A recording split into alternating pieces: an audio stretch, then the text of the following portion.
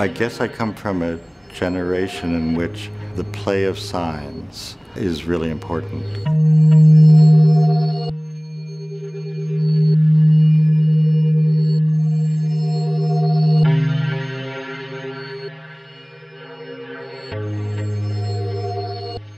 The iconography for these paintings began in 1981. First paintings were prisons with the shape of a square, and then cells, which was a square without a window. And then after that, I began to put a second panel underneath the first.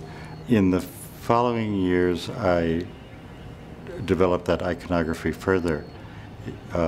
If I'm correct, this painting is a double square. On the left side is the prison window, the right side without, so it's almost like the prison and the cell together.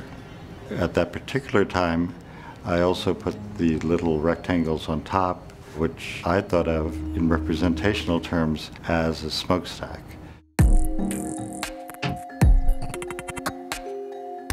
Well, let me talk about the Rolletex first, because since 1981, I've used this material to represent a cell or a prison. And the reason I began to do it was to try to indicate that these squares or rectangles were not abstract squares or rectangles. And Rolletex is a kind of fake stucco that is used in suburban construction.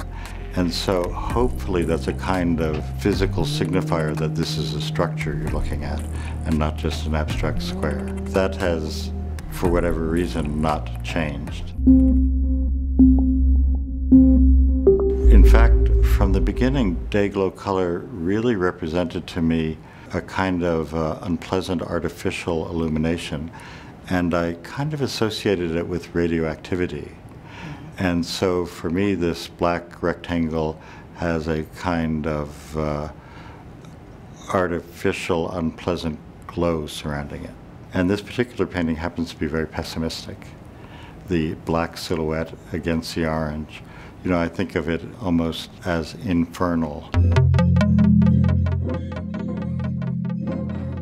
The image came first, and I'm very much a visual artist and somebody who works from intuition and allows himself to be driven by psychology rather than any desire to address a text directly. But Foucault was really helpful to me. I grew up with traditional art history and traditionally humanistic approach to culture, and in that tradition, geometry is always something that's ideal, tied up with the idea of beauty, something that's always seen as eternal. And so Foucault completely gets rid of that and says, forget about that. What geometry is really about is how we are forced to follow certain pathways, to restrict our movements to pathways in space determined by other people. Yeah, social control.